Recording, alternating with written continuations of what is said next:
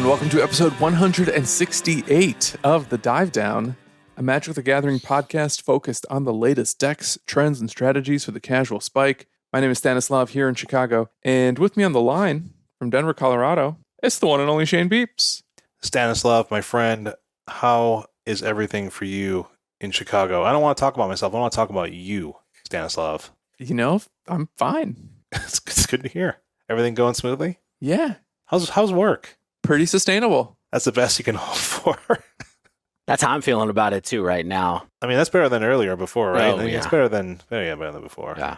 Oh, yeah. Also with us, that's the Godfather, Dave. Dave, you're back. Back from vacation. Oh, yeah. I forgot we had series of vacation episodes. I went to Austin, Texas last week, and this week I'm going to Dallas, Fort Worth, Texas. Did you ever think your life would turn out this way, where you're just constantly going between Chicago and Texas, back and forth, twice a month? But it's quite different from the era when I went back and forth between Chicago and Florida all the time. So I don't know which is better. But hi, Florida and Texas. Love you both. But yeah, I had a good time on vacation. Austin's good. I ate a lot of food. I ate a lot of good food. Okay, so did you have barbecue? Yeah. Barbecue was hard because I have little kids, and waiting in line for some of these barbecue places is tough. Like, I didn't get to go to the really cool, like Franklin Barbecue or something like that, but I did go to Stubbs. There's so many good food trucks, though. I went to Stubbs. Didn't do any food trucks, you know. I just went to like real hip restaurants in hip areas that I heard about. I just wanted to live vicariously through your barbecue eating, because that's still one of the things I miss. You know what was way better was my taco eating. There were a lot of really good tacos there that I enjoyed. Torchy's Tacos, the chain around Austin, and I don't know how deep into other parts of Texas it goes. I think really it's good. Around Dallas and Fort Worth as well. Yeah, Dude, there's some here, and they're bad. Oh, it was so good there. The quality definitely has gone downhill here. I think I don't think they might run the same owners as they do here. So Torchy's, get at us, support our podcast, Sponsor our podcast. That's right. we will be a Torchy's franchise in a heartbeat. Dave, did you have the queso? Oh, everywhere. Everybody wants to give you queso in Austin. I hear that's kind of the appeal. It is the appeal of the town. I heard that it's big tech and big queso is what makes Austin really tick. Actually, I was telling people that the weirdest thing about Austin, not that this needs to go on the podcast, maybe we'll cut it out. They will. No, this is all staying. Tanner, leave this all in. It's the front. I found the battlefront in the crypto wars. And it's not on the internet. It's in Austin. There are billboards there that are just like, "Hey, did you know crypto is like cool?" And it's not directed to anybody. It's not really branded by anything. Are you aware of cool crypto things? It's just like, crypto's a good thing, okay? And it's just like a big black billboard with white type, and it says on it, "Crypto is fine." And I was like, I don't know what to make of that or any of this, but okay. We have no opinions on crypto, by the way. Just don't get at us, though. Yeah, don't get at us. Other than confusing advertising campaigns. Well, Dave, I'm glad you survived the crypto wars of Austin, Texas, 2022. Let's talk about this week's show, because we have a huge grab bag.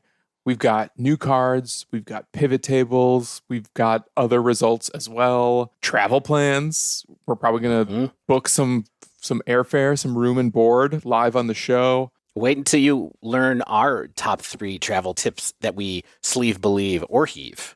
We'll kick off a show with a look at some of the latest cards revealed from Streets of New Capenna over the last few days and weeks. And then we're going to take another look at some of the modern metagame shifts that have been happening in Magic Online tournament results in the latest installment of the monthly report, March edition. And then we're going to also recap the results from last weekend's Nerd Rage Gaming Modern tournament, along with the Manatraders Modern tournament. And then finally, we're going to wrap up with a quick chat about our plans of SCG Con Dallas, where anywhere from 1 to 3 dive down co-hosts may be present. You have to choose a random number in a way that you and your opponent agree to. But yeah, we're going to do this big, deep meta dive because of one thing and one thing only, and that is because we want to go play some Magic in Dallas this weekend. So let's check in on Modern and see what it looks like before we go do that. But first, let's housekeep. Shout out to the newest patrons to join the Dive Down Nation. We got Clyde A. and Jeremiah H. Also, Welcome. Yes, welcome to you both. Also, thank you to Cloudy for going up a tier. Love to see that. Thank you, Cloudy. And finally, thanks Stevens, Lie, and Clearwater for a couple friendly reviews on Apple Podcasts. One of them was very friendly indeed, if I remember right. Yeah, it's a weird feeling having anonymous internet fans, but listen, I'm used to it. Yeah, makes sense. Do you think Clearwater is the first Stan?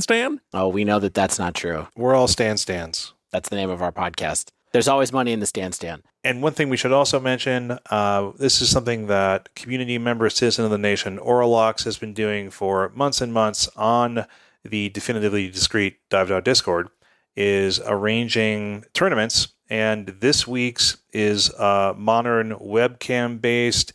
If that's something, if you are a citizen of the nation already, but not a member, not actively participating in the Discord, come on back for that one. And if you're interested in doing stuff like that, it's another good reason to join the Patreon. So thanks again, Orlox, for arranging that. And looking forward, I'm not going to be able to play because we're going to be in Dallas, but I'm sure that it'll be another awesome tournament because they always are. Yeah, and they're not always modern. They've done legacy tournaments recently. I think they're planning to do some Pioneer in the future.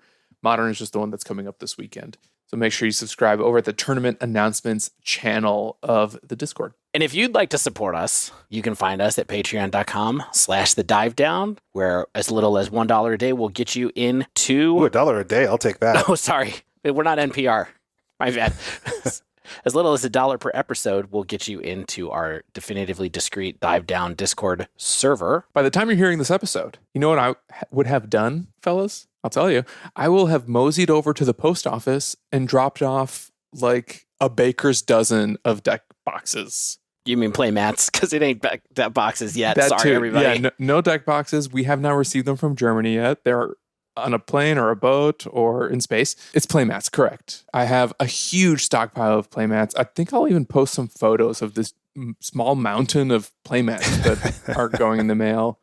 So you should see those real soon if you're on the docket. Awesome. Along with playmats, you get other benefits like access to the episode early for the $5 plus patrons. $3 and up gets you a pile of swag like pins and stickers and some custom tokens of us, and illustrated by our buddy professional comic artist Ben Dewey. These are very cool. We really should get around to making some more of those, but the deck boxes definitely took a lot of our creative juices. So if you do want to support us, help us out, get access to the community of awesome people that we have and access to some swag as well, patreon.com/thedivedown. Of course, Manatraders, we mentioned them as something we're going to talk about, the Manatraders series of this past month.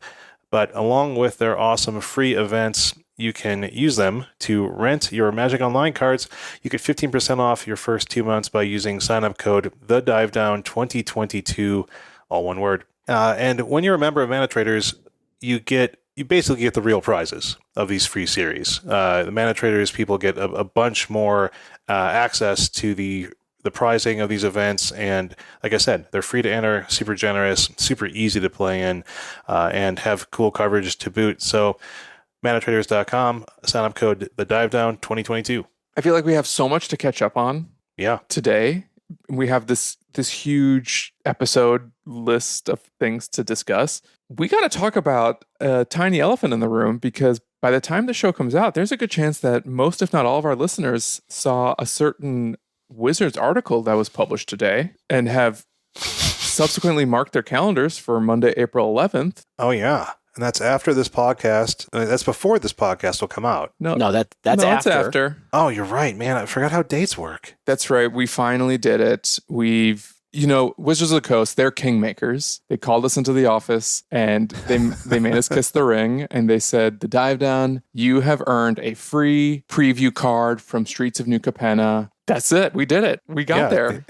So Don't talk about it before now. So we're shutting down the podcast because this was this was all a social experiment to see how long it would take us to get a spoiler. Turns out it's 169 episodes. Bye. Before we go, we really, who we need to thank preemptively is the fans, because not only have they helped us grow and help nurture the show, but, countless people reached out to Wizards on our behalf as well. And they put our name down in surveys. They sent out tweets. I think there was a letter writing marketing campaign. We never really condoned that behavior, but, in a way we appreciated it. We appreciate you being thirsty on behalf of us. So we're not going to be talking about that new spoiler on this episode, though I do think this is a good transition for some of the other cards from Streets of New Capenna we can talk about.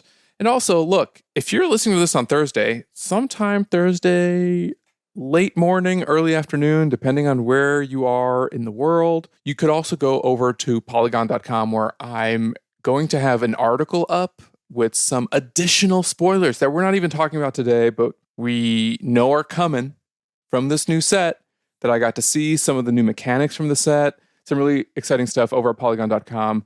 We'll give you your first look over at new mechanics, some of the products, some sweet new cards, everything in between. Awesome. That'll be exciting.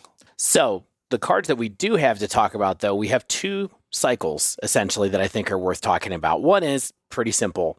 We haven't talked about them yet on the show. And some of us love them and dread them, but I think it's worth talking about. The final 5 Triomes, as we all know, have been printed in New Capenna. We haven't been together and had a moment to talk about them since they've been spoiled. Thoughts on the shard Triomes being printed? Love it. Love the balance. I just think that either all or none should be the policy at the end of the day. Regardless of their power level, I'd rather have all than none, or rather all than half. One thing I'll say, we know these cards are going to be good. There was some kind of discussion earlier on about, I think during Ikoria, about how good they would be in Eternal formats. Turns out they're very good. Even though they come into play tapped, they are super useful. I've noticed that there are many decks in Pioneer, now that we're talking about Pioneer again, given last week's announcement, that run 3 or 4 of Triomes in them, depending on what number of colors they're trying to do. But in Modern, am I right to say that it's likely that these Triomes will be used in a similar way to what they're used now, which is basically you might have 1 to 3 single copies of Triomes in multicolor decks, which is kind of like the vibe that these have. Yeah, they enable splashing, that kind of thing. They're okay drawn late to cycle, just the advantages that we know of Triomes, right? I think they'll continue to be more popular in mid-range or slower decks, though. Yes. I don't think you really want to Triome in any deck that wants to turn 1 Ragavan, for instance, or turn 1 Channeler. Well, I mean, here's the thing. They do see play in 4-color Exactly. Blink, for example, and that's a deck that likes to turn 1 Ragavan. It also likes to turn 1 Abundant Growth, too, or turn 1 Prismatic Ending. But that's the whole thing, is that, yeah, it is a mid-range deck. But you have like a 1 in 80 chance of drawing it or having it on turn 1. That I don't think that's... I think the fact that that's such a thick deck, it mitigates the tension between Ragavan, Abundant Growth, and Triomes. Yeah, and that's why you only play these things as a one of in Modern, basically. But the main thing I wanted to talk about these really quickly is, I don't know not a finance podcast, but I will tell you that I regretted not buying the Ikoria Triomes when they were like $6 or $7 a piece, and now they're all $14, $15, $20, I think, right now. And so I think as a Modern player, if you can get a hold of one of each of these, it's probably worth it if you can find a good price to do it, because they're playable in Modern. We've established that now. I don't think there's any of these that are playable in more than a one of. I highly doubt it if they are in Modern, but it's probably worth grabbing a play set of them if you can. So the real risk here is that it makes 5-color soup even easier. It just makes play the best cards that you want to play, even potentially easier to do than it already is. I don't know if these actually push that over the line right now. Like these, I don't play these 4-color big mid-range style decks at all. So I don't really know where the tension and the mana bases lie. So I've been playing, I don't play 4-color Blink, but I have played Creativity, as I've talked about a couple of times, which is essentially a similar mana base in some ways to the 4-color Blink decks. And I don't think that any of these cards are really, personally, I don't think that any of these cards are going to change how easy it is to do what you want to do with your mana right now. It's already very easy. I don't know if this is going to lead to a different focus of one of those decks, because you already could get access to most of the colors that you want. But, I think that people are probably going to have some preferences for ones that maybe they didn't have access to before and want to start using. Yeah, it's Stan mentioned balance, and I think what's interesting about most of these, if not all, of these three color combinations is they're the less represented, usually, color combinations in Modern. Naya, there's not really many Naya decks at all anymore. There used to be kind of Naya Burn and things like that. Esper is not particularly powerful as a three color combination. Bant, it's now basically if you play Bant, you can play four color. Grixis, that's always kind of bouncing around. Besides Grixis Death Shadow, of course, I don't think Death Shadow is going to play something like this. This is sort of more for a Grixis mid-range or Grixis control style deck, which have suffered in the format. And then Jund, as we know, is unplayable. So these lands perhaps might just add to the ability of those decks to get a few percentage points.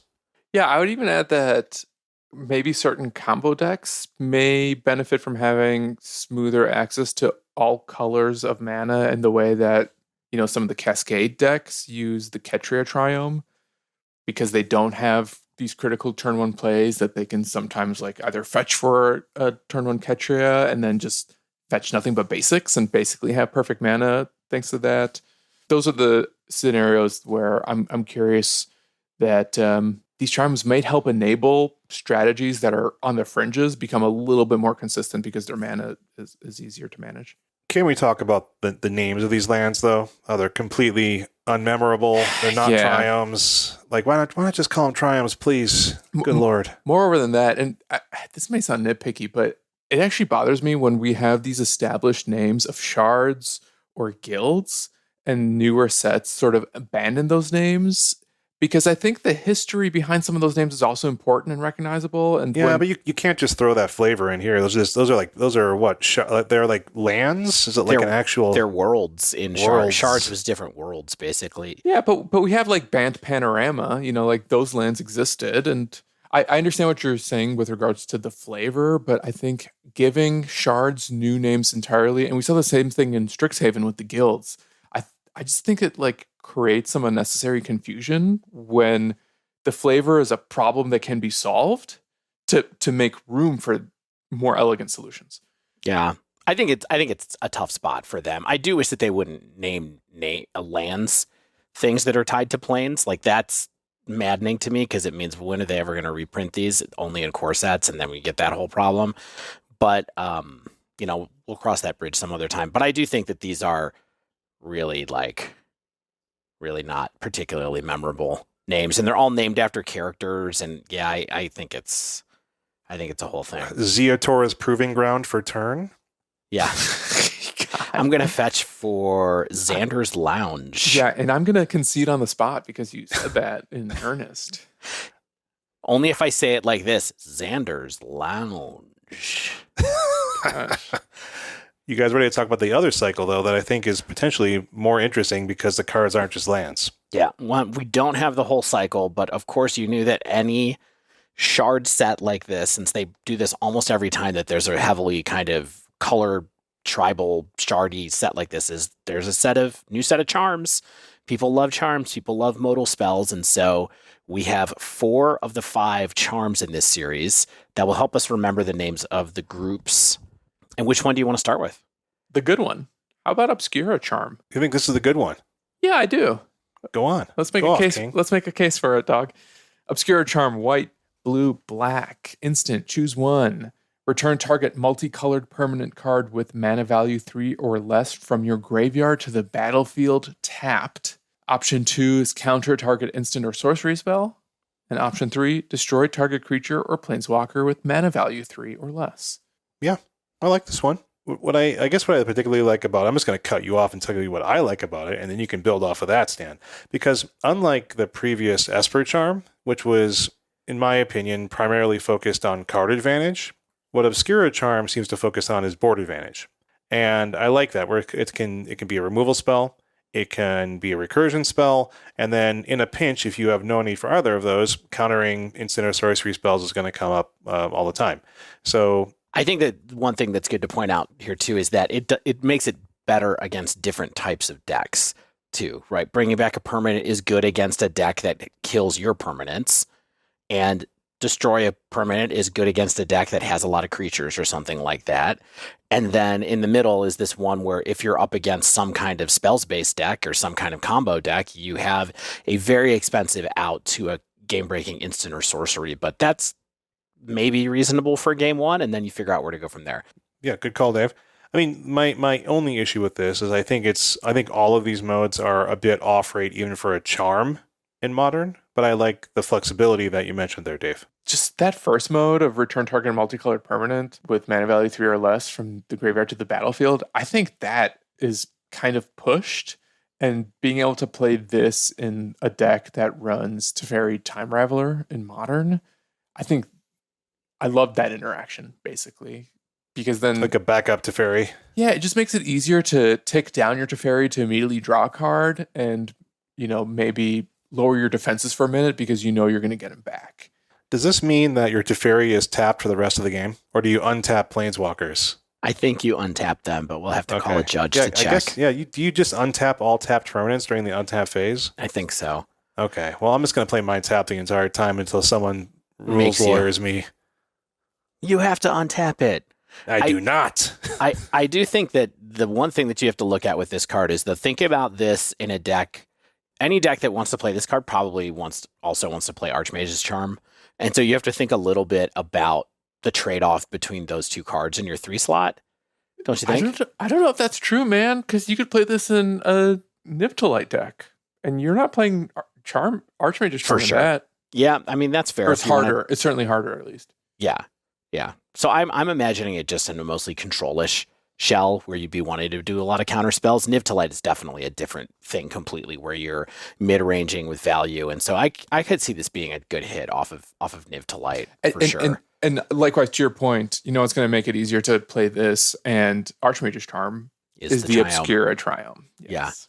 Yeah. And even in that case, you're probably only going to want one, right? You're going to just fetch it. You're going to fetch one if you've got it. But yeah. Well, I will mention that Niv looks for color pairs. Do 3 color cards qualify for that? They do not. So maybe that's not the exact right home, but it's a home, a multicolored deck. The onus is on you to prove me wrong. How could you, Stan? I think I just did. How could you do that to me? I forgot about that. Let's talk about Maestro's Charm for a minute. This is the Grixis one. Okay. Do you like this one, Shane? No. Okay. I'm going to read it Does then. anybody? It's an instant. It says, choose one. Look at the top 5 cards of your library. Put one of those cards into your hand and the rest into your graveyard. Interesting note there. Another one says, each opponent loses 3 life and you gain 3 life. And then Shane left a mode off. And that last mode is Maestro's Charm deals 5 damage to target creature or planeswalker. No, I didn't. It's right there. I'm looking at it. Okay. I couldn't read it. Don't call me out like that, David. Sorry. On mic. Maybe you left it out and then someone else added it in. Okay, anyways, Dave, why do you like this? Do you like it? Oh, I would never say that. I mean, I think that this one is interesting because it also has a removal mode to it and has a draw mode to it. But this draw feels like kind of meh to me unless you're trying to fill the graveyard for some reason. And of course, there are plenty of decks in Modern that are trying to do it. The middle mode is just like, come on. I'm never doing lose 3 life and gain 3 life in any of the formats that I care about, I don't think. So I don't know. This one seems like it's not going to get there for us personally. Yeah.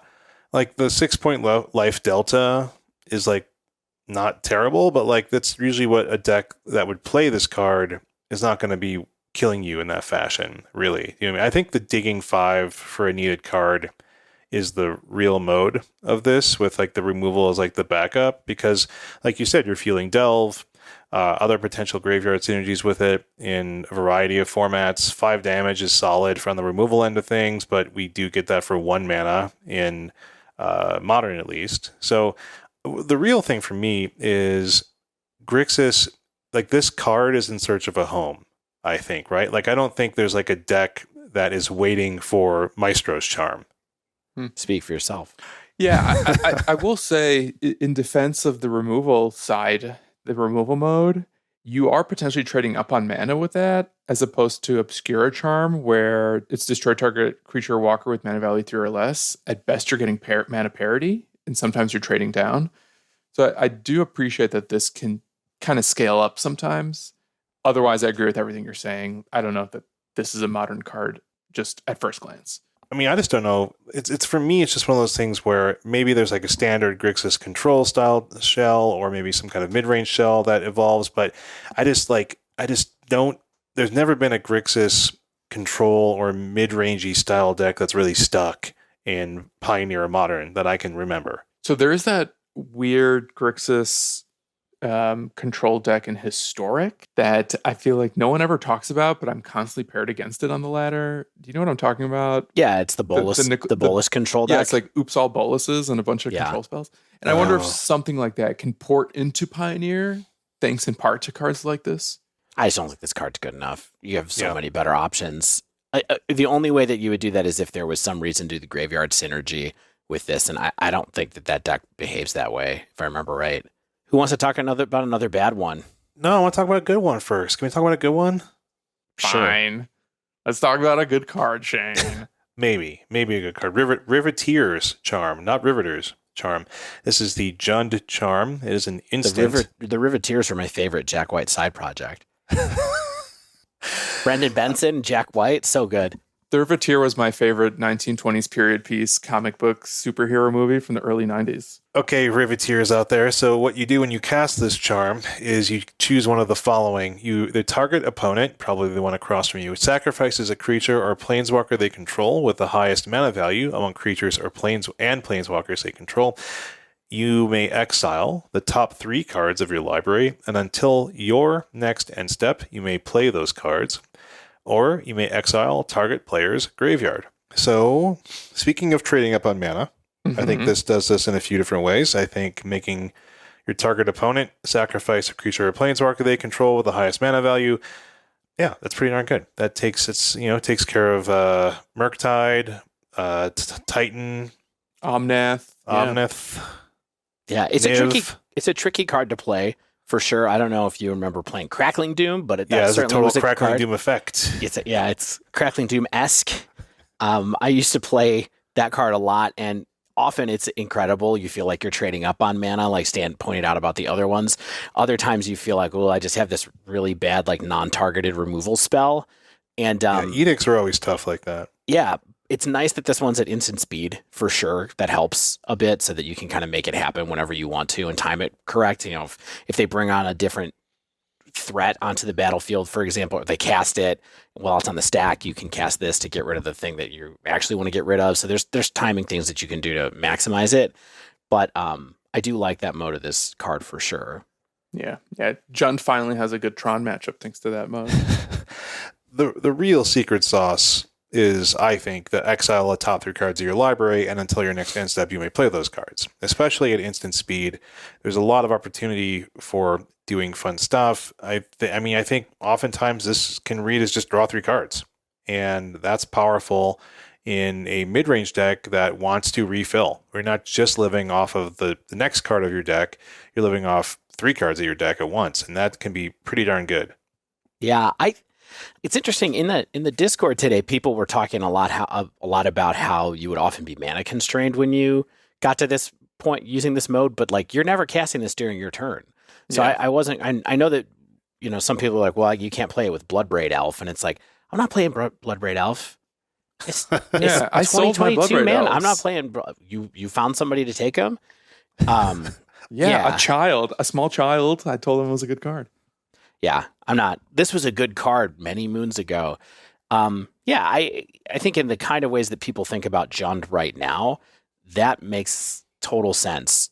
Sometimes you get around the corner and you're like, I'm going to hold up some removal, and then when they don't do anything, you cast this, draw 3 cards, and move on your merry way. It does seem pretty good to me. And then having that mode of main deck graveyard hate just there at the end of it. Sure.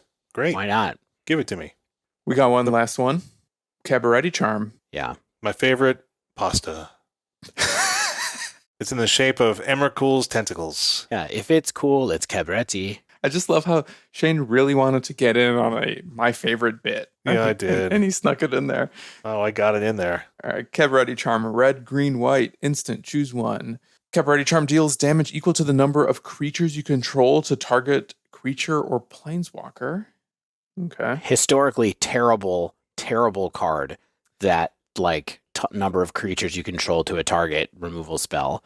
Don't think it's much better at being stuck onto a charm. Next. Good news, 2 more modes. Creatures you control get +1/+1 and trample until end of turn. And finally, create 2 1/1 green and white citizen dive down nation citizen creature tokens. This set is just coming up dive down everywhere we look. That's definitely the best mode.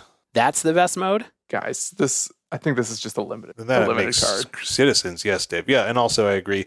This card's bad. It's a win more if you have a board of creatures, and it's the fallback mode of 2 tokens is terrible. I think for on rate. I think yes. Everything I say in this episode, just imagine I said in my opinion before it, or at least preface the statement with allegedly. That's the thing a lot of people got to remember about Shane when they interact with him on the internet or in real life or stuff is just put I think at the beginning of everything he says and you'll be a lot happier with your conversations. Just remember that. I've known Shane for like 35 years. It's always been true. Put I think there. He means it. Yeah. He just doesn't say it. Oh yeah, I think, in my opinion, no. I often feel like I do. I feel like I'm a good conversationalist, Dave. Don't. I'm on the conversation bus here. You wouldn't be doing a podcast with me if you thought otherwise. I would hope. It's true. But this card sucks. Yeah. Moving on. He thinks. In my opinion. My one last question about these charms before we move on is: do you think any of them come close to Kaya's Guile or Archmage's Charm, which are, if memory serves, like the 2 charm-esque cards that we actually Colligan's command, but not a command because you get 2 modes out of command. Yeah, that's a command. But yeah, so it's like Kaya's Guile or Archmage's Charm are the closest, and even Kaya's Guile can scale up into a command, but then you're pitching cards, blah blah blah. 2 modes is better than 1 mode. That's my opinion. I think that Riveteers Charm has a chance to be okay. It feels useful enough because it says draw 3 cards on it. And then I feel like Obscura Charm is a maybe, but it's not going to be more than it's not going to be a 4 of. And I don't think Riveteers Charm is going to be a 4 of either. I think they're both cards that might be nice, kind of spicy fun ofs in your decks that can run them. Okay. Cool spoilers. And we don't want to talk about any of the lords, right? Any of the legendary guild leaders or whatever these are. I don't think any of them are really there, so just keep that in mind. Yeah, just assume we talked about them and Shane said, I think they're bad. In my opinion. Can I say that I do like the basic lands quite a bit? Like, I know it's just another set with full art lands, but I kind of like they're hitting the mood they're going for. Like cool, deco-y, architectural. I think they look rad. Once again, Wizards Art Department killing it. Should we take a quick break before we move on to the monthly report and further metagame analyses? Let's do it. All right. We'll be right back.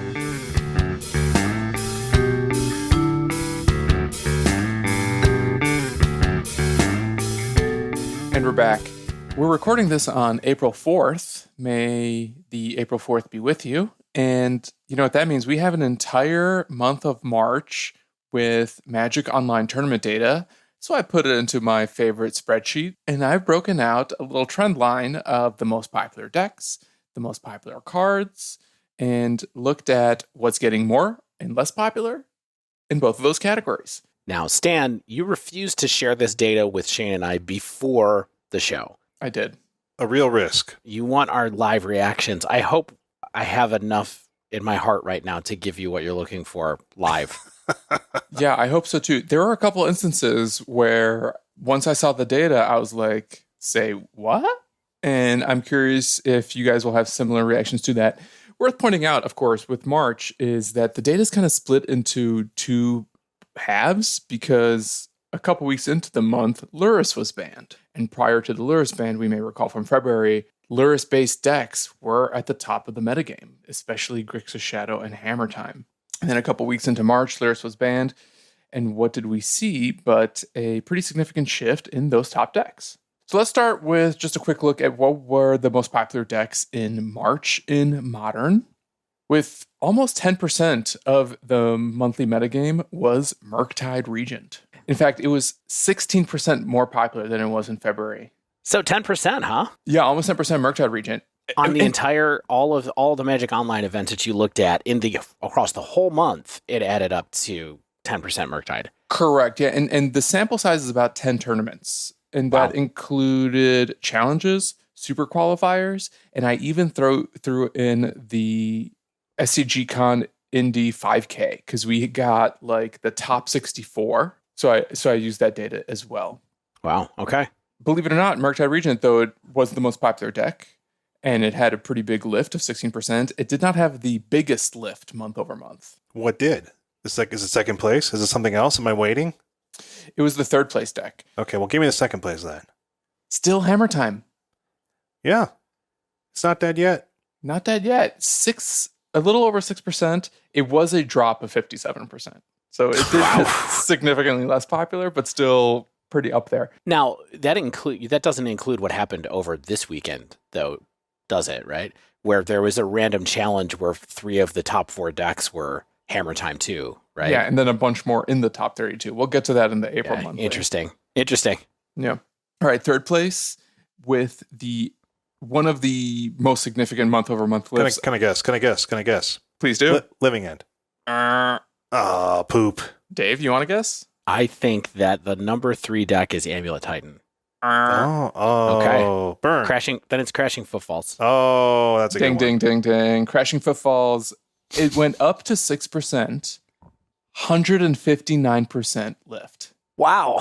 Hugely popular. So, okay, just to put that in perspective. So 159% is what, like going from 6 to 15? 2.3 to 6.1. Okay, got it.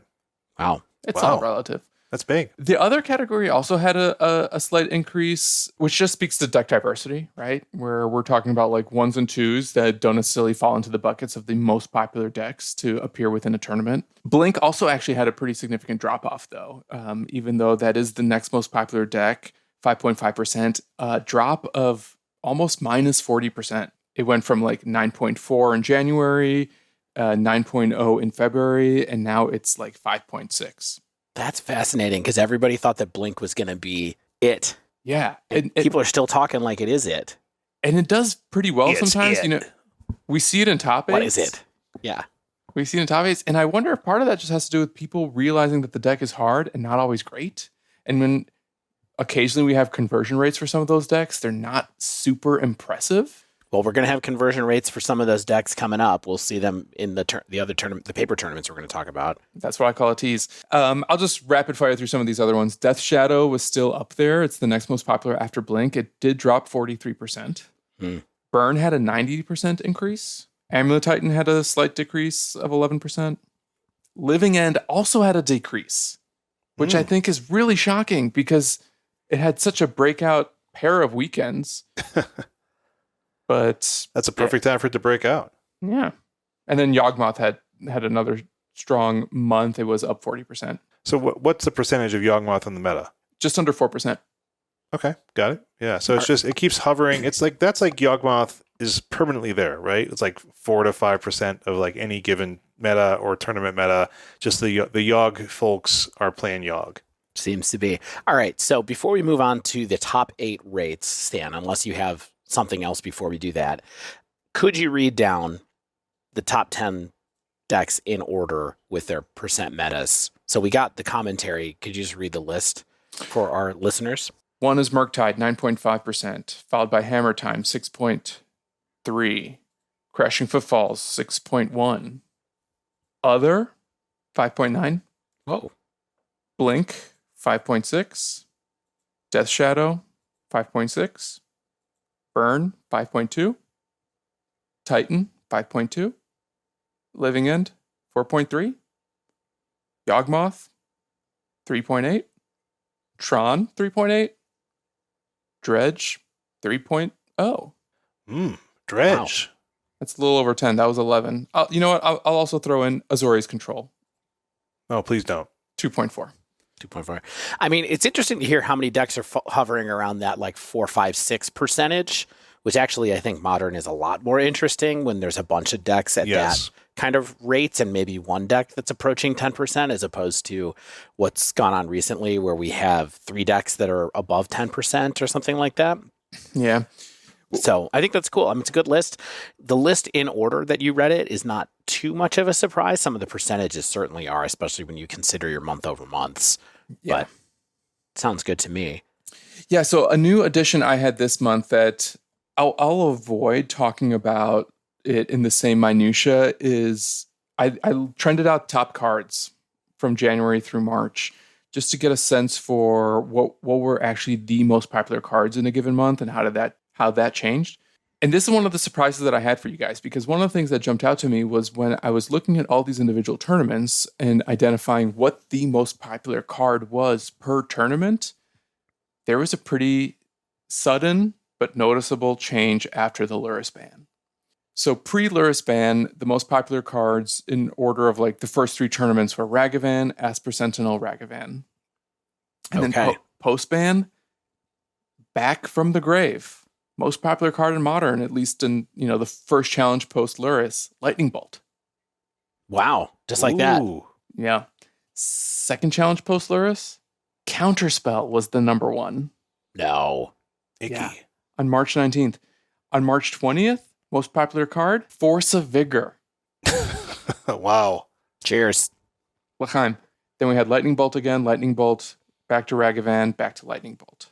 And, some of those Lurrus decks played Lightning Bolt, but I guess just the number of Lightning Bolts have gone down. And likewise, as we pointed out, the popularity, not only of Murktide Regent went up, but the popularity of Burn went up a little bit. And I think that helped quite a bit. Yeah. Yeah, I'm sure that's enough to make a big change there. To meta, like the meta dispersing a little bit, plus Murktide going up and Burn going up probably is enough to push Lightning Bolt up to the top of that list again. Yeah, since these days, those are basically the only 2 cards that reliably will run 3 to 4 bolts. Like Murktide sometimes plays 3, though more often than not, I'm seeing it play 4 nowadays too.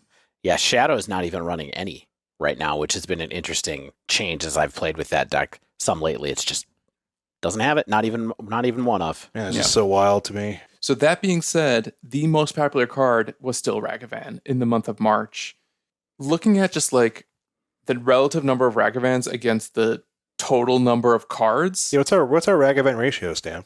It's about 11% of like all the cards that were picked up by Goldfish. 11% of them were Ragavans. What? That can't be true. Can that be true? It's a lot of Murktides, dude. And again, remember, this includes pre-Lurrus data when like there was so much shadow going around. Wow. And Ragavan, and we also saw Ragavan get picked up in some of the 4-color decks, which are running a playset of it as well. That said, it did drop off 14%. The second most popular card then was Bolt, which grew 14%. And that was about 11% of cards. Wow. Fascinating. Okay. Followed by Expressive Iteration, down almost 20%. Still the third most popular, though. Counterspell up 74%. Force of Vigor up 99%. Then Unholy Heat, Bauble still up there, though it's minus 40%. And Prismatic I'm curious Ending. what Bauble's going to be in April's report. Yeah. Another big drop-off was Dragonrage Channeler, down 38%. Interesting. I mean, Bauble's still kicking it if there's that much Murktide floating around, Shane. And especially if you look at the 2 tournaments that we have, not to spoil anything, but Murktide was also the top deck in each of those metas. What else do you have for us, Dan? All right, here's where I'll wrap it up. Let's just talk about some of the winningest decks. Looking at top 8 appearances, we have a tie for first between Murktide Regent and Crashing Footfalls. And I think this goes to show that we have more post-Lurrus tournaments than pre-Lurrus tournaments. And then tied for second was Hammer Time, Elementals, and 4-color blank. And in some of these elemental cases, I think that rolls up like certain 4-color strategies too. So there you go. If we look at the winningest decks, so in this case, just finalists, Crashing Footfalls is actually the most successful finalist 4 times that it make it into first or second place. Wow. Yeah. Cascading Rhinos. Here's a surprise for you. The only other decks that appeared in the finals more than once, 2 times apiece, was Hardened Scales, Murktide, Elementals, and Azorius Control. And then we have 8 one-ofs, and those were The Rock, which we talked about last week, Mardu Midrange, Living End, Hammer Time, Grixis Shadow, Grinding Station Breach, Band Control, and 4-color Blink. Wow. And the last thing I'll say is that no deck won more than once. We just have 10 winners, and those were The Rock, Hardened Scales, Mardu Midrange, Living End, Hammer Time, Shadow, Elementals, Footfalls, Bant, and Azorius Control. I mean, that's kind of cool that there's only, that there's 10 different winners for the month on Magic Online. Yeah, I thought so too. even though everybody plays Lightning Bolt.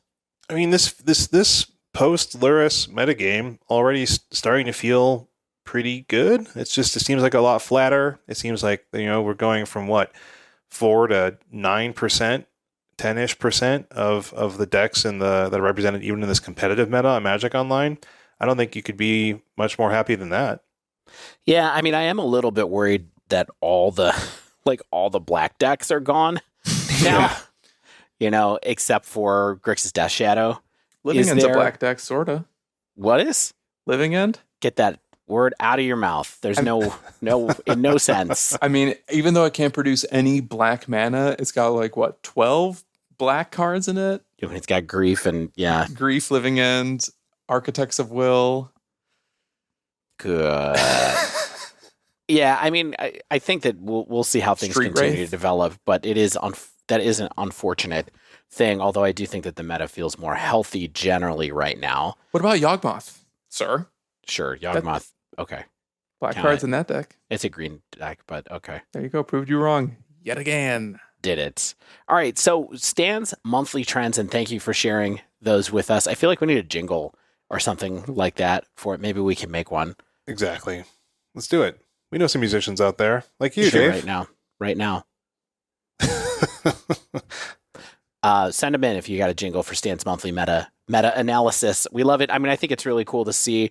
Of course, this month was a little bit hard to take a look at because of the Lurrus ban, but stuff changes. We got to try to track it somehow, and so we just are going to keep going like this.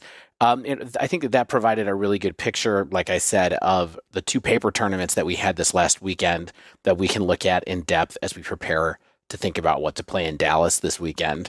The first one, we had 2 tournaments. As I said, one was paper, one was on Magic Online. And so the first one we're going to look at is the NRG Modern 20K Showdown. So Shane is going to take us through this tournament. Sweet. Shane should probably do that one. I should probably do this one. Because I didn't write all the notes. So for this one, not the whole episode, there's 13 pages of them. So the NRG Modern 20K trial, the latest in the NRG series. Not a trial. Showdown. What's a showdown? Well, so no. Hold on. Well, the trial as a whole the showdown is the overall event. It contained a 20K trial and a 5K trial. I guess you're at some 20K Modern Showcase on Saturday with a 5K showdown. I don't think it's what it is, but I'm just going to run with it. NRG, get out of sponsor our podcast. Let's just call them regionals. 257 players, basically cool, awesome Midwest event run by NRG. Great coverage, great players. Some of these players are starting to get names for themselves in the larger community. People like Piper Paul, Will Kruger, Jesse Robkin, Joe Bernal, Connor Mullally, a bunch of other folks. If I'm not saying a name you think should be on this list, pretend I did. They're grinding these tournaments, planting their flag as players to beat not only in the NRG series, but online. Any event they're going to be at, I'm sure they're going to do well. So the overall meta, we had 257 players with 257 decks. There is some overlap.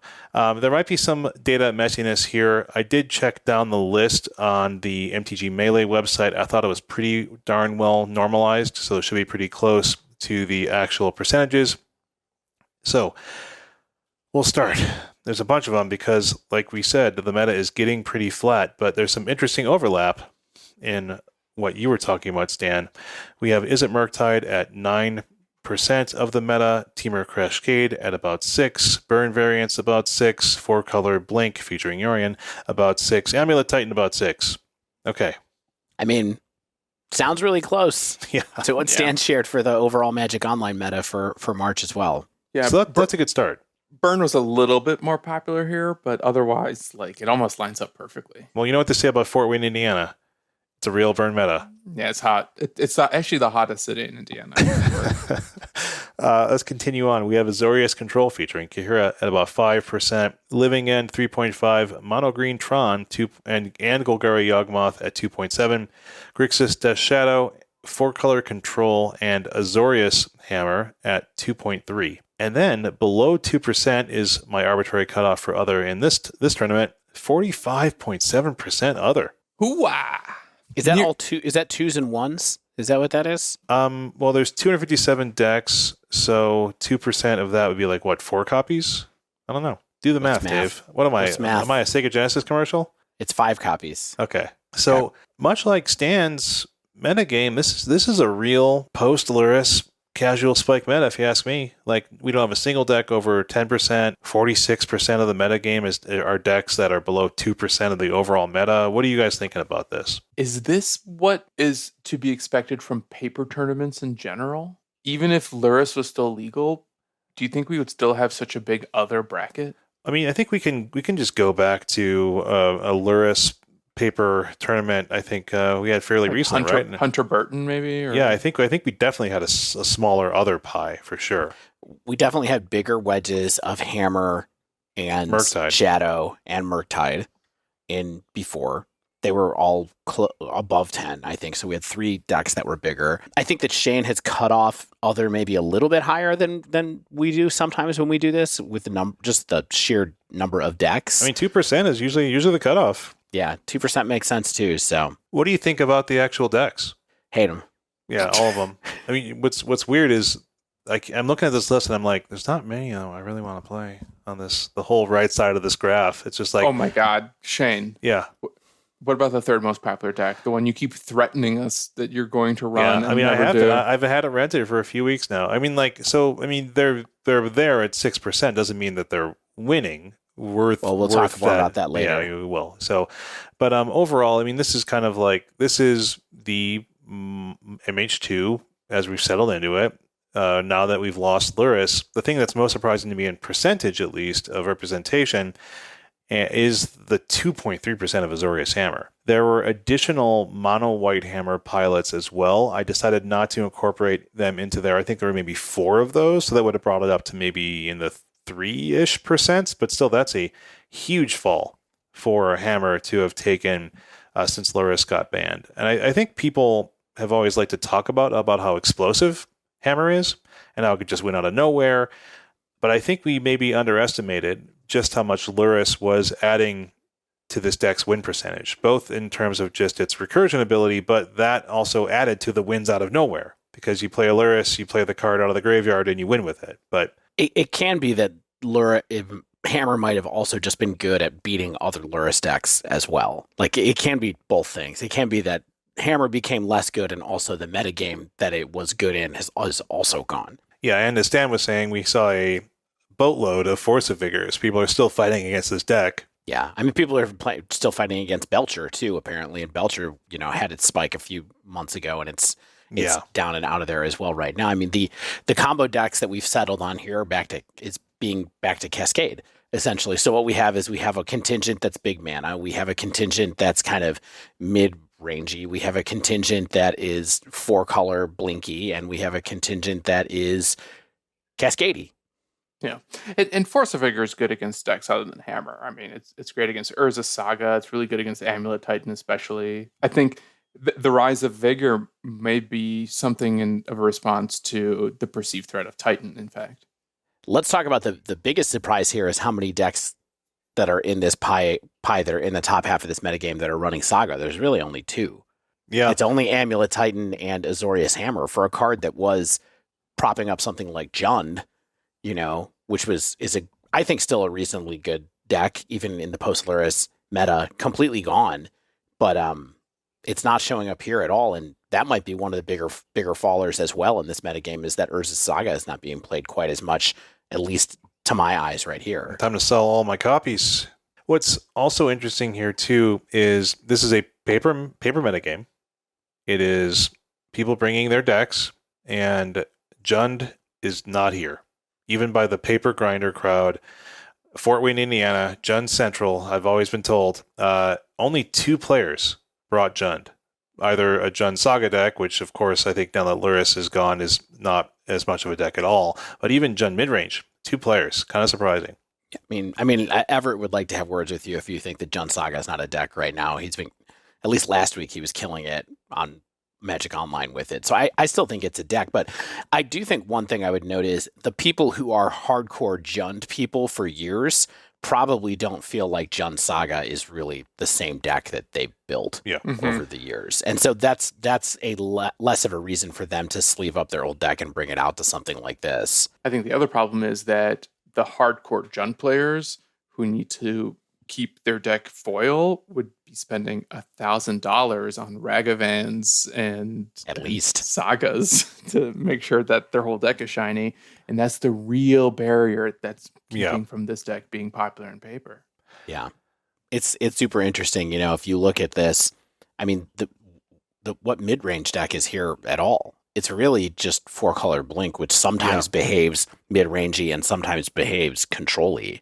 I mean, I would actually say Murktide's kind of a mid-range deck. You think so? I always thought there was more kind of tempo control in a similar vein to Shadow, but I guess I'm wrong. Well, I think the fact that it's a tempo deck is what makes it mid-range, because sometimes you're leaning on your counter magic and playing a controlling deck and finishing with Murktide, and other times you're playing an aggro deck with monkeys and channelers and trying to apply as much pressure early as possible. Yeah. Well, maybe. Before we have everyone turn off our podcast because we mentioned the word tempo, let's get into win rates of these decks. So a handy thing with Melee's reporting is we get to see the archetype win rates, and there's some surprises there for me at least. So of the decks with 2% or more representation, here are their win rates going from best to worst. Living End, 66%. Okay, before we respond to that, Temur Cascade, 57%. So yes, the two Cascade decks led the pack by quite a bit, especially Living End. Wow. Jesse and I were talking about this in the Discord, and it's a little bit reflective of what we saw at SCG Indy, where Living End also put up several results in one of the modern tournaments, top 8 of the modern tournaments there. So this is, I don't know if it's 2 weeks in a row or maybe twice over 3 weeks, something like that, but Living End has been having a hot, few weeks, especially as I think people are starting to get their footing in the Post-Lurrus world. Dead, cold Living End spring. Yeah. It's my favorite, my favorite cult early 2000s comedy. Yeah. I mean, that turtle just really made the deck a lot better. I don't know that's, you mean the 2 of? The 2 of turtle that costs 3 to recast your Cascader or 2 to clear the way for something? Yeah, and I also wonder if Crashcade being so popular is the fact that it's got endurances to deal with both Living End and Murktide, as well as Force of Vigors to deal with Amulet or whatever else is playing Urza Saga. I mean, Stan, we can also just say that the Cascade mechanic is extremely good and extremely redundant right now without costing a lot of deck building. So Cascade is good.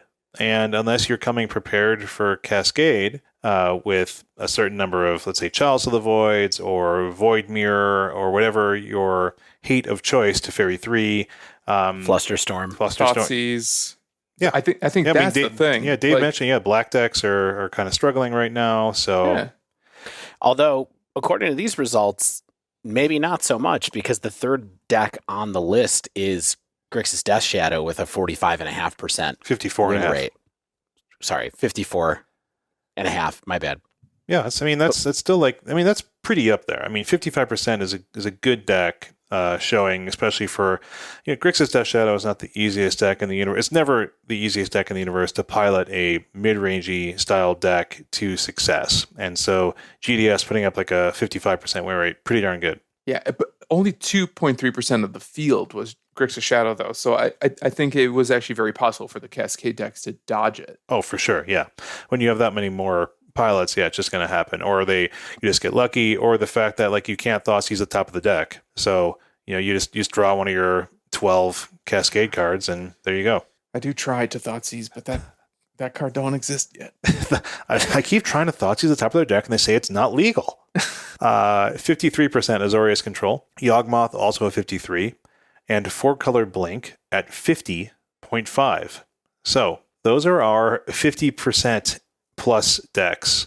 Above 50%. Above 50%, yes. You did cut off Burn there, which is at 50%. Yeah, that Burn's at 50. Okay, so we'll include... Why is it Burn variants, by the way? Okay, so Burn variants mean it was mostly Boros Burn. There was a few burn-ish decks, like there was a Mardu Burn, there was a Rakdos Bump in the Night style Burn. No. That kind of, just people going back to that old chestnut. So I didn't want to call it Boros Burn because that would be a lie. So let's go to sub 50. We have Murktide, 49, Amulet Titan, 48.5, Green Tron at 48, Azorius Hammer at 46.5. And this is my favorite, 4-color control at 16% with a win rate, a record of 5, 19, and 4.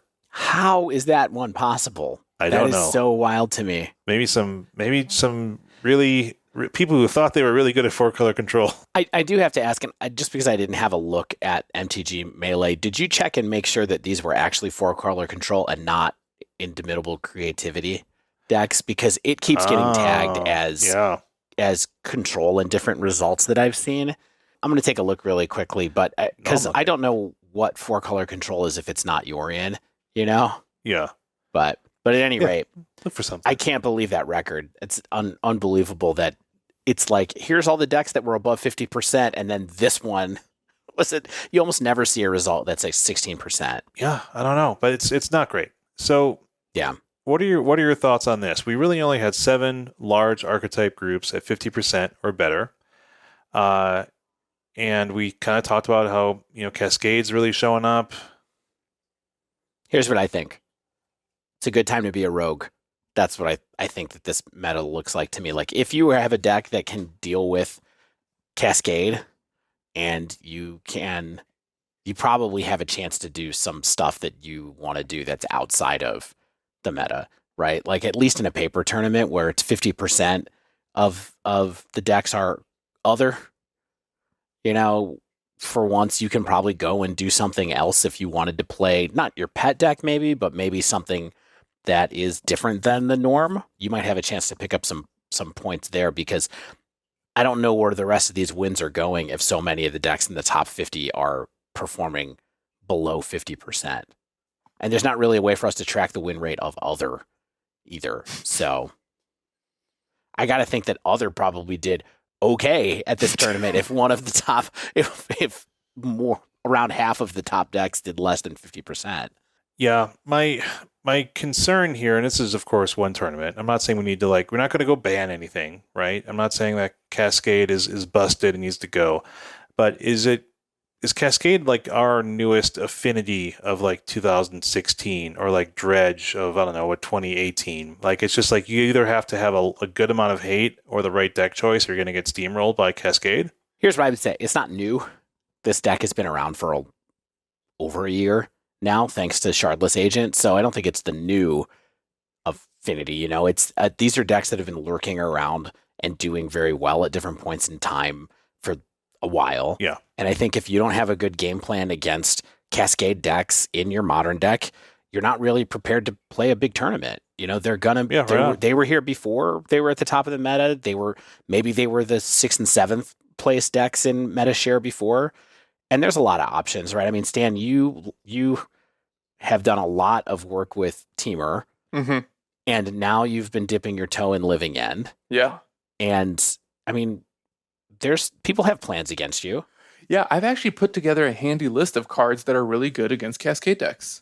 Mm-hmm. Either both Cascade decks or individual ones. May I share them really quick? Sure.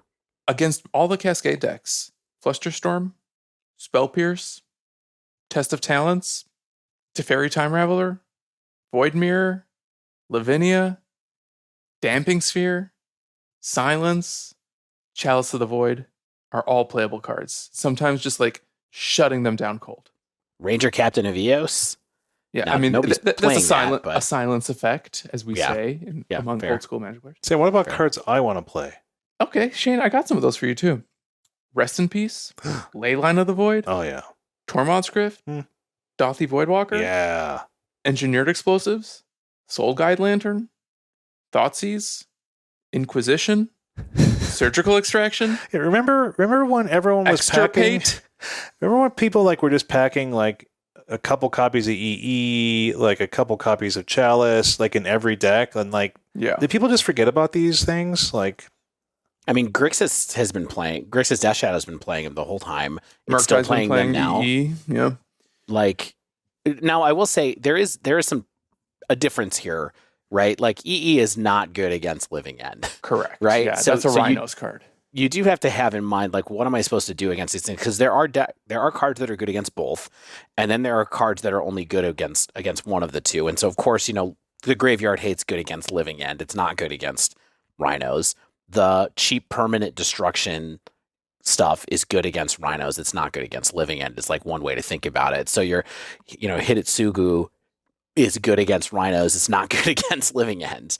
Well, hold on. Hidetsugu Chapter 2 exiles graveyards. There you go. Oh, right. Yeah. So if you get that out there in time, So you have to time it. Yeah. That's not necessarily the card I would side in, but I think you can get lucky, right? Yeah. But my main point is just keep in mind there is an overlap, and like Hand Disruption, Counter Spells, Chalice, Void Mirror, like those things are good against both of the decks. Now, they both have plans to be able to answer them, of course, in different ways, but you have to be able to think about. That's one of the things that you have to know about the matchup, especially when a combo decks like these are so popular in the meta. Right on. But we have so much more to talk about. Let's not talk about how to tech against these decks any longer, even though I want to hear all the ways to do it. Let's talk about the top 8. So I got a chance to watch a decent amount of the top 8 rounds. They showcase some great play. In my opinion, Anurag and Joe were awesome in the broadcast booth as well. I thought Anurag had a ton of great energy. He was insightful. So here's go to our top 8. We have Piper Powell on Living End. Second, Jonathan Hobbs, 4-color blank featuring Yorion. Third, Tim Wynn on Blue Moon. Fourth, Raja Suleiman on Azorius Control. They had 3 Chalice main and a Wandering Emperor main, so going back to the Chalice in the main deck, probably a smart move. A great way to get yourself into 4th place in a Cascade heavy meta. 5th place, Kyle Russell on Living End. 6th place, Jordan Lidsky on 4-color blank featuring Yorion. 7th place, Zoe Riederman on Living End. 8th place, Benjamin Greatert on 4-color blank featuring Yorion. And Piper Powell took it all down, beating Jonathan Hobbs in the finals.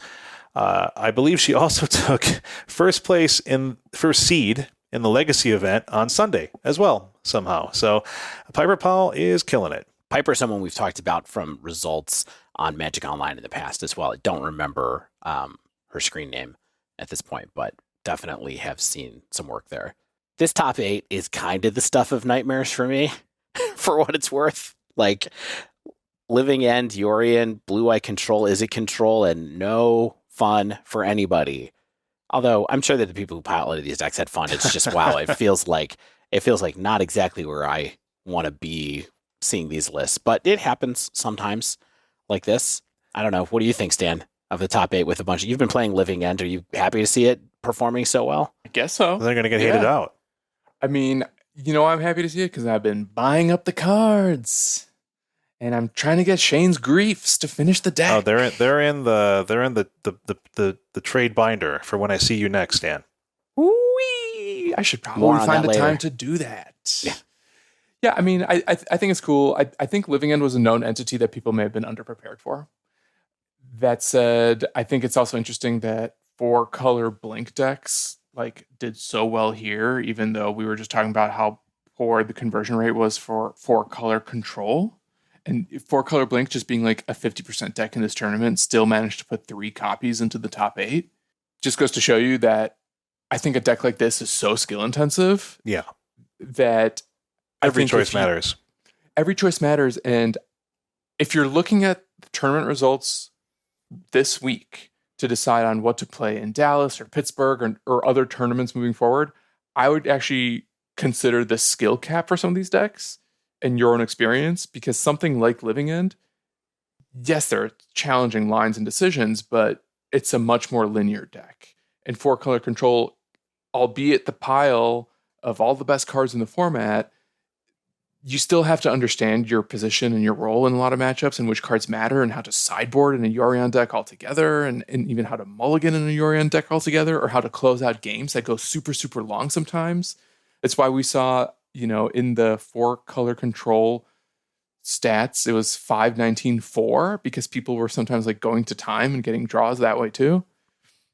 Living End is probably a really good deck to pick up right now, but also be prepared for a bunch of hate, I think, just around the corner. And maybe Living End is going to be really good in side events.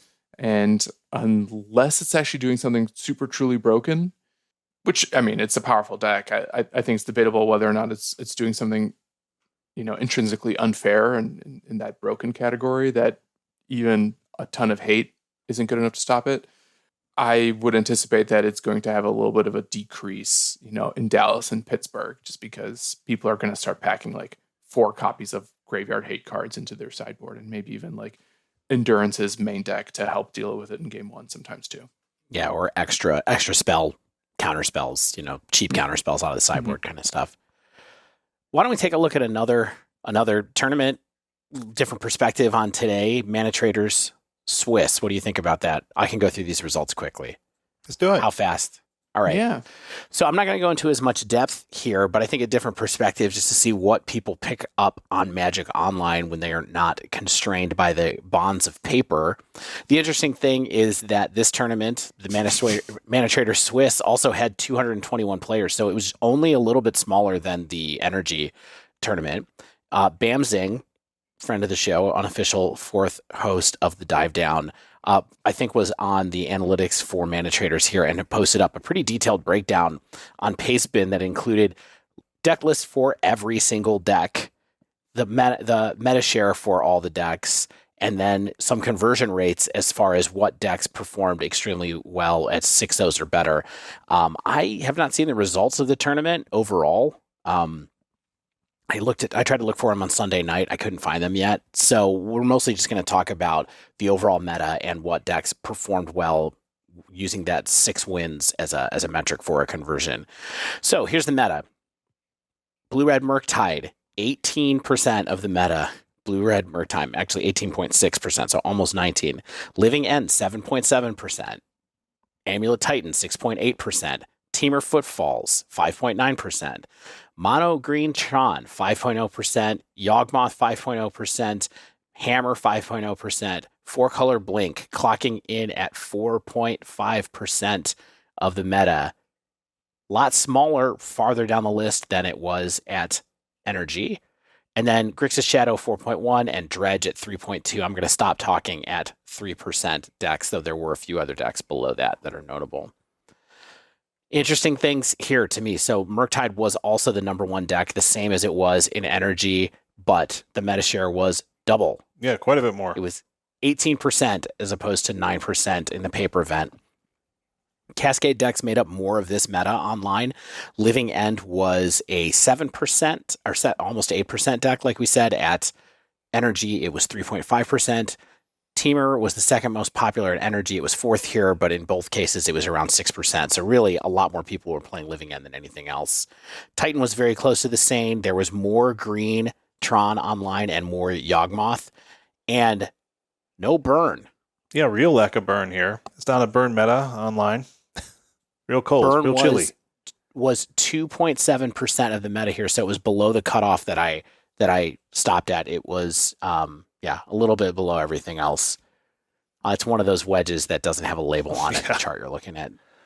So Murktide, we have a lot more people choosing potentially the best deck, or at least the one that has the most play online versus in paper. It's also a moderately expensive deck, I think, to rent, so that also helps with doing it online versus in paper. Not that people seem like they really care about buying a lot of paper cards, but we still are coming back out of the pandemic times. Not everyone's really invested in paper since then.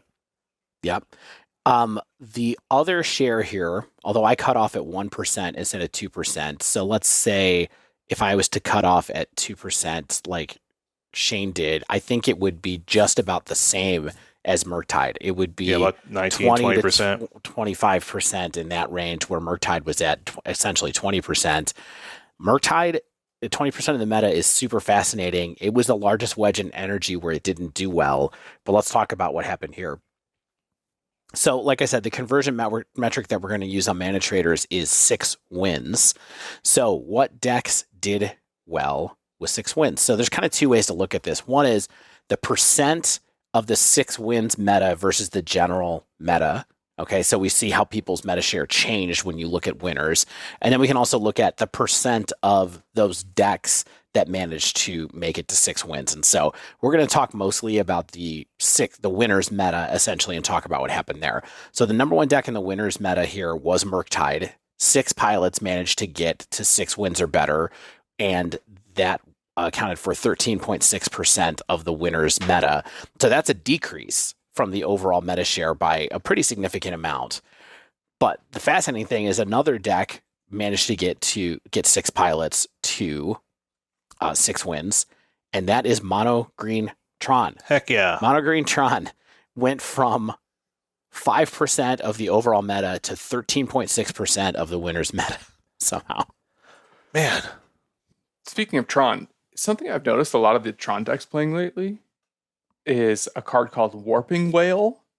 Oh, yeah. Which is basically a charm, right? Yeah, it's great. It's Eldrazi Charm, essentially. It's a cool card.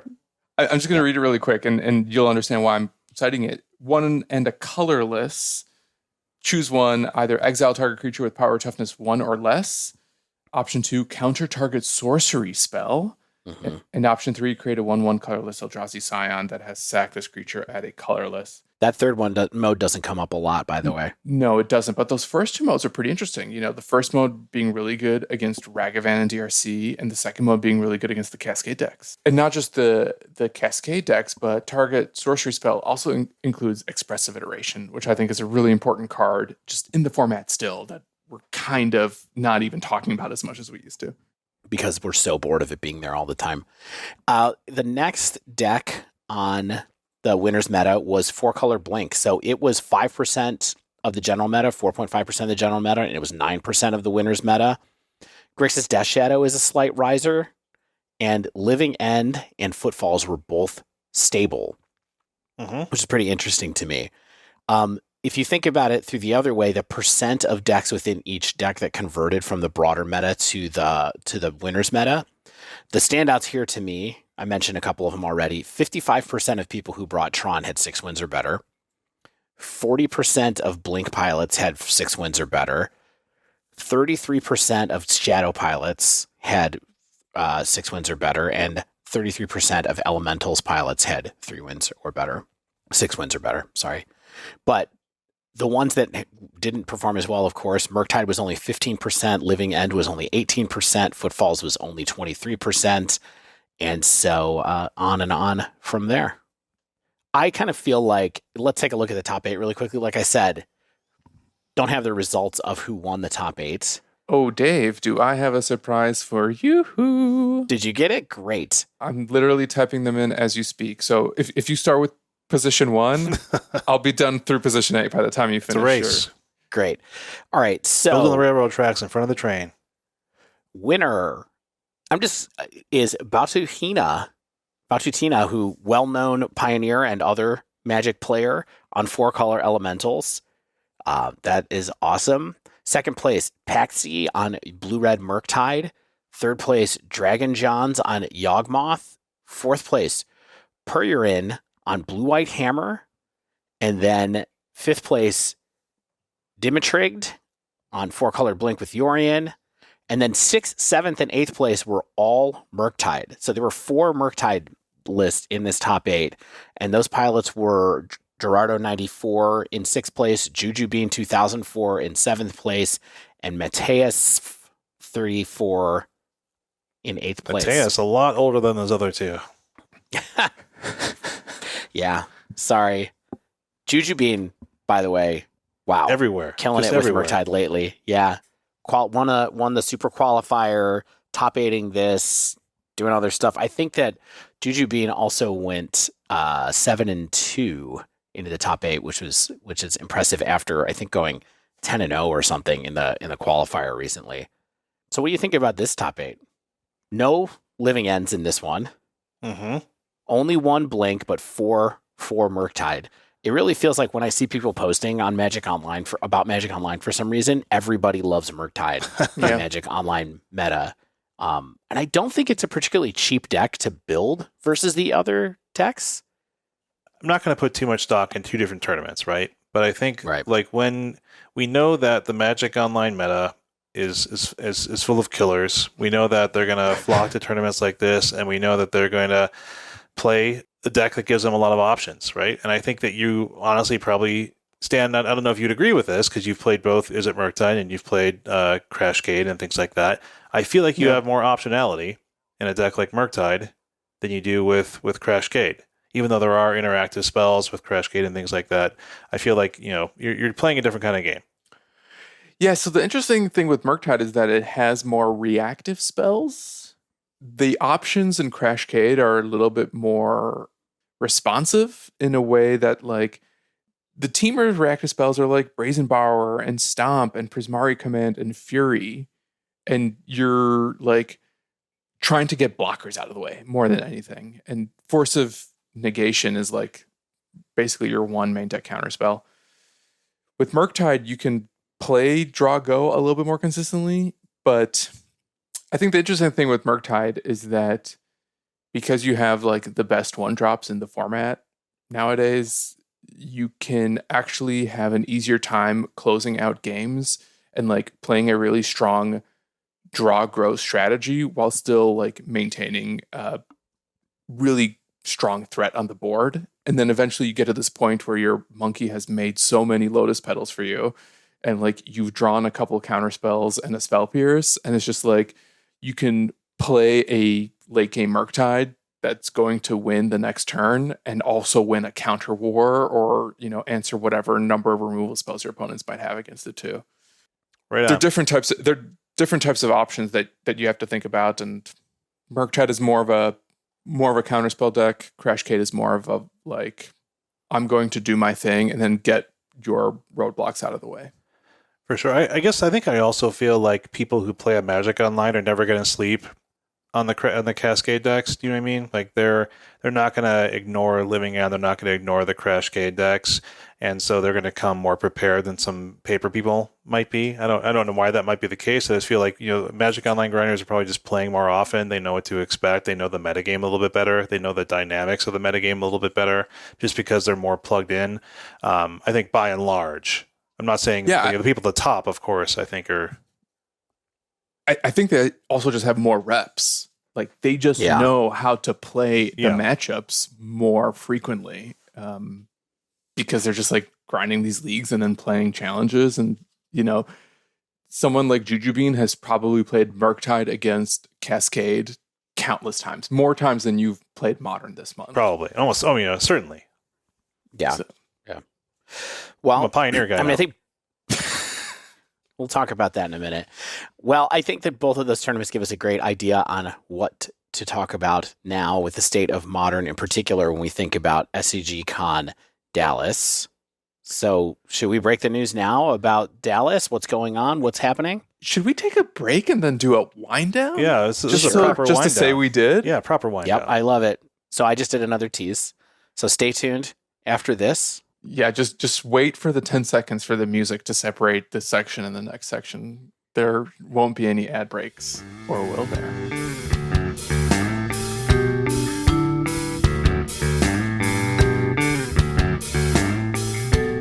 All right, we're back. Dave, I need to tell Shane a secret, so can you just, like, not listen to this part? Yeah, sure. Put your earmuffs on, but not your headphones. I'm going away now. I'm going away. Bye. Hey, Shane. Yeah. You there? Yeah. So, I haven't told anyone this, but first of all, you're going to be the first to know. Thanks. I got clearance. I'm going to Dallas. Oh, sweet. So, A, I'm going to need a place to sleep. Okay. B, this is the part that I didn't want Dave to hear. Yeah. I booked the same flight as him. Oh, great. And I also booked the seat right next to his. Did you really? I really did. Oh, man, you guys get to play Magic the whole time. Oh, okay. Dave's back. We should Is probably he calling in on Slack? We don't even use Slack. Hello? Oh, you want me to make sure he has his teddy bear with him? What are you talking about? Stan? Oh, hey, Dave. Stan, do you have something you need to tell me? I need to borrow a couple of Ren and Sixes so I can play Slogurk in Dallas because I'm joining you, buddy. Oh, sweet. Whoa! Well, I know that was just your wife telling me to make sure that you didn't leave your teddy bear on the airplane. Well, it's very important to our child that I take him on all of our trips so that the baby can be a little bit more of a jet setter too. That's a nice bonding experience. No, this is good. This is all three of us. Yep. So it turns out, wow, that was the most convoluted thing ever to say that Stan. We've been talking for a while about Shane and I going to the big Dallas. reveal. Everyone's going to want to go. Yeah. Now the reveal is Stan is also going to be in Dallas. It's been a big week for news for us. Stan has a press pass now to Wizard stuff somehow, and we got a preview card, and Stan's also going, we're all going to be in Dallas together for the first time since Denver in 2019. Oh, yeah, wow. That's the other thing. Like, literally the first time we'll all actually be in the same room. And in our case, all sleeping on the same bed. Well, yeah. No, we were in Dave's basement like a year and a half ago. We did an MH2 spoiler podcast in my basement last year. How did we pull that one off?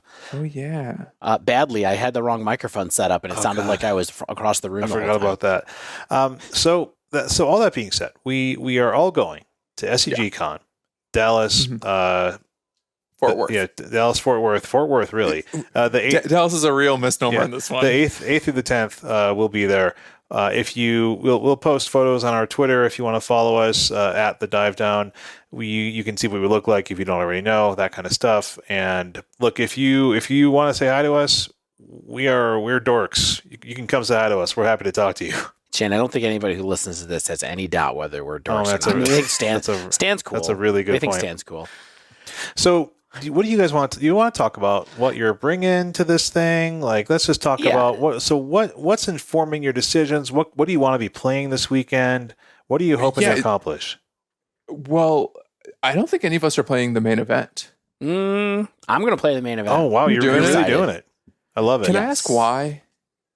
Because I'm there. Why would I do anything other than that? Oh, because there's other options. Oh, there's so many options. That's the best part.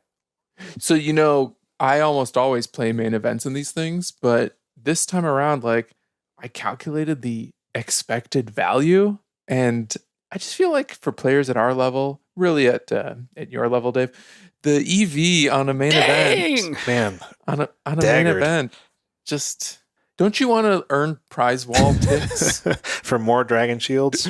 Don't you want a giant magic card? So here's the only reason that I like trying to do the main event just to see if I can do it. Yeah. You know? And I don't mean to discourage you. I'm really just curious about your motivation. I have made a day 2 in the past, not in constructed, but I have. Yeah. And, I don't know. I might think about it a little bit just because I do think playing side events sometimes is a bit easier. It's a little bit easier to have like a modular weekend than if you're like, okay, well, I'm not going to play the 2:00 so we can go get lunch and not worry about it. So I don't know. I might be swayed, but I'm definitely looking forward to playing a bunch of cards. I got a big stack of cards here that I got from Card Kingdom. Stan, look at this entire pile of cards that I got from many different decks from Card Kingdom.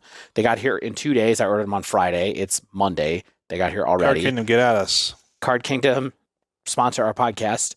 So, yeah, I don't know. I haven't pre-signed up for the main event, though. I'll tell you that. Yeah, so, I'm with you, Stan, where it's like, I know that it's kind of better for me to keep my calendar kind of clean because it lets me talk to people. I don't think we can repeat what we did in Vegas. I think the vibe will be different. I think there won't be people from all over the country down there, but it's a modern 30K. It's a big event. There's a lot of money at stake. I think there will be some great players down there. I know we'll almost certainly see Everett, Aspiring Spike down there, and a bunch of other names and faces that we know. So I want to talk to those people, interview them about what they're feeling about the format. We're in the Post-Lurrus beta. That's a big deal. It'll be fun to just talk to people. I think we won't have quite the same episode, of course, but we'll all be together, so we'll have a different energy there as well. We'll be able to talk about what we're doing on the floor, what our side events are going like. We can have a chit chat in the hotel room about our days, that kind of stuff. Yeah. So let's talk about Stan. What we're gonna play. Yeah. Dave, you're doing the main event. And Stan, you can go first. Now, what do you want to play? You've been doing a lot of work. You've decided not to play the main event, which I understand, but yeah, and it's not all EV. It's also, to your point, actually, like I think you really nailed it. Is I kind of want to have a modular weekend where I can like switch between decks inside events because I have spent the pandemic buying new cards that I've never gotten to play. Like I've never registered or taken like Tron to an FNM. I've never taken Burn to an FNM, and I just have them like in pristine sleeve still, like no bacon. Would love to do those and like maybe like run out Slurgurk just for funsies. Oh yeah, that'll be a blast. Like I put together this little bit of what I call my brewer's box, because I have Murktide all sleeved up, but like I might want to play a teamer deck, which uses like a bunch of the lands and other random cards. So like I can like build a deck on the spot. Yeah, I should really bring an archive instead of like a bunch of half-filled boulders. I think that's probably a smarter move. Yeah. And the other thing I'll say, I just wanted to just one last reason for why I decided not to play in this main event is I want to focus some of my more competitive brain power and even ambitions to qualifying for the regional championship.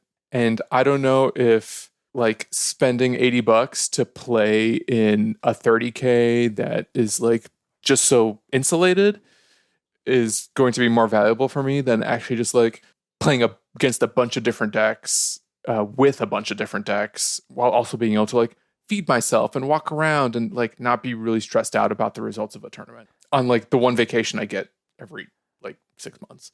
I mean, I understand that for sure. No, I'm going to love the idea of Dave doing the main event. We can check in with him on what he's playing. We can scout the top tables, that kind of stuff. So play side events. I might be swayed. Let's see how it goes. Like I said, I haven't.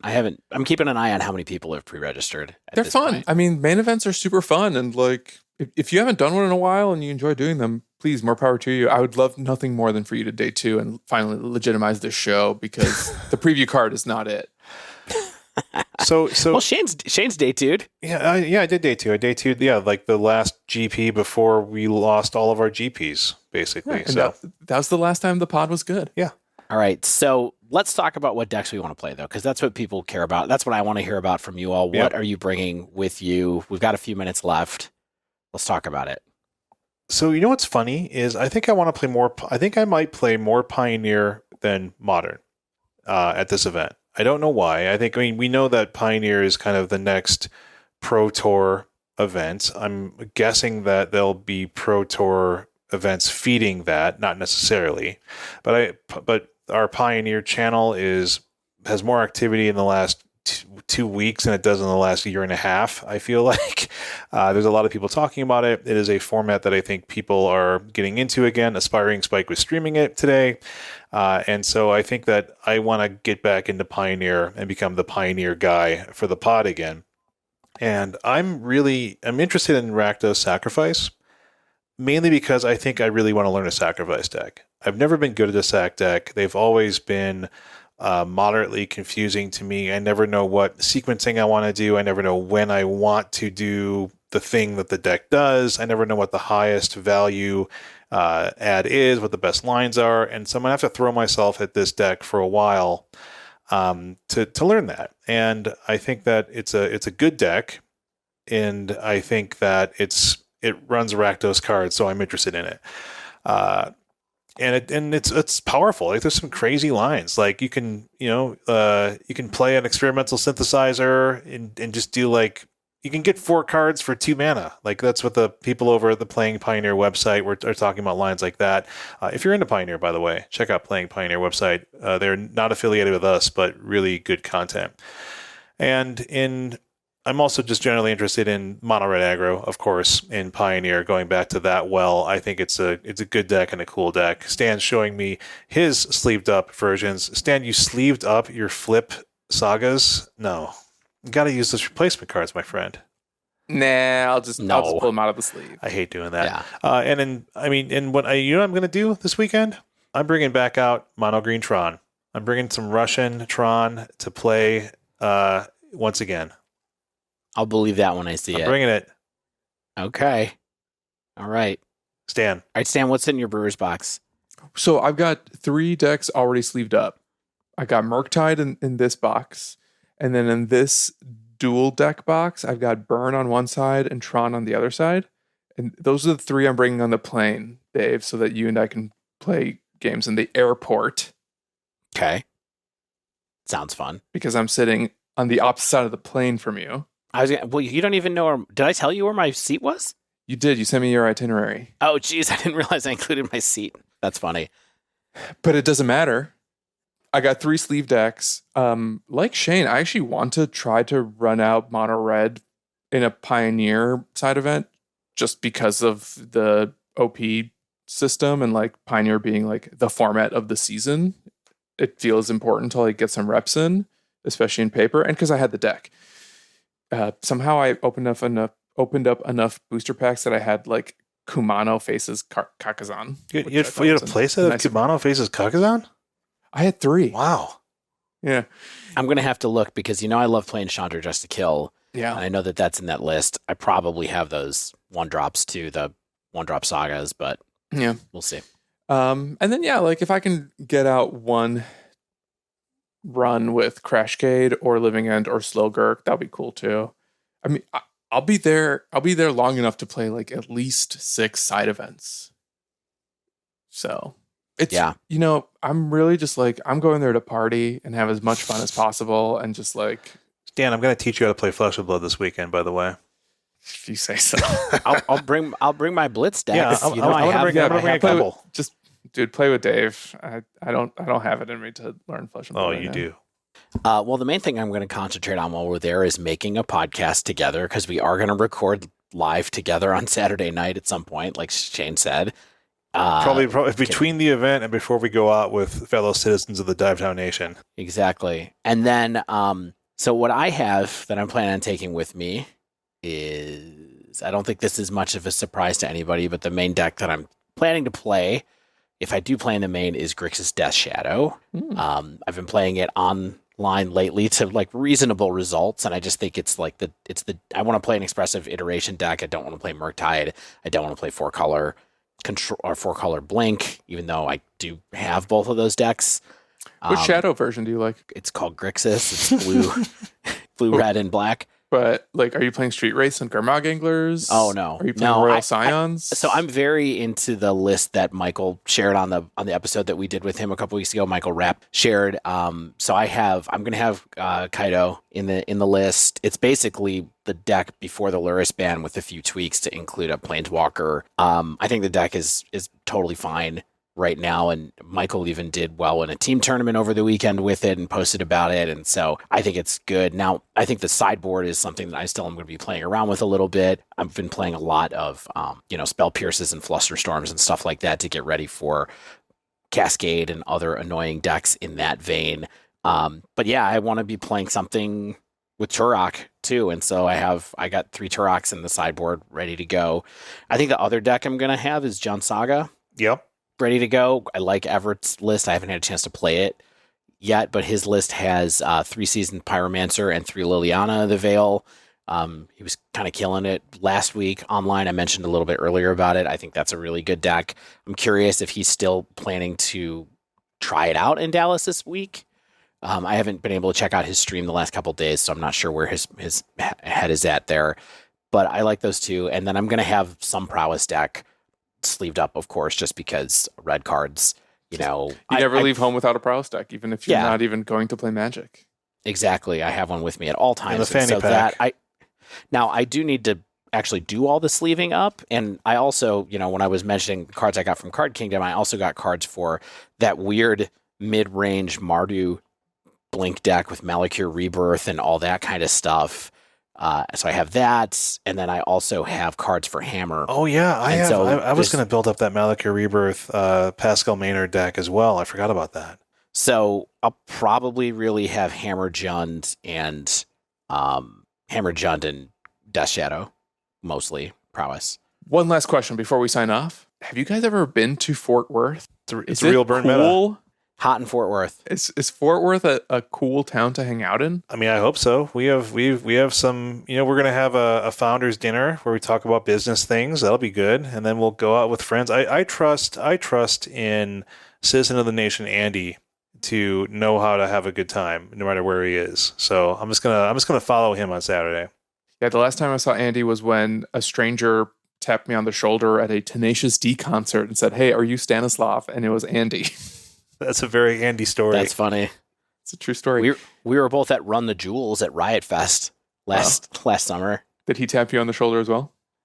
No, Killer Mike did, though. It was kind of weird. I was not expecting it. Are you Dave from the Dive Down? Come on stage, sing a song with us. Yeah.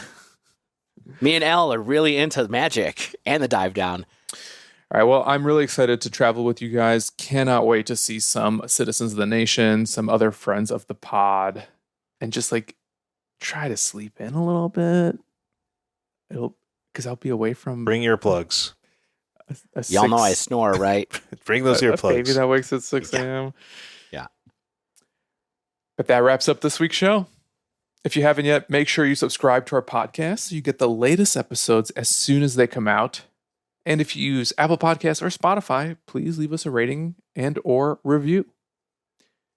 If you'd like to submit a question to the podcast or just reach out, you can tweet us at The Dive Down, all one word. You can email thedivedown@gmail.com. You can also support the show over at Patreon at patreon.com/thedivedown. You can also support us while playing Magic with a Manatrader subscription. Use coupon code TheDiveDown2022, all one word. Get 15% off your first 2 months of renting Magic Online cards. The tournament format for April is Pioneer, so start practicing for your own Pro Tour ambitions with a Manatrader subscription. You can also use the promo code TheDiveDown2022 over at Barrister and Man. Get some shaving soap, some other soaps, other products for all of your grooming needs. Barrister and Man, promo code TheDiveDown2022. As always, special thanks to the bands Nowhere and Spaceblood for letting us use their music. And until next week, get out there and see you in Fort Worth.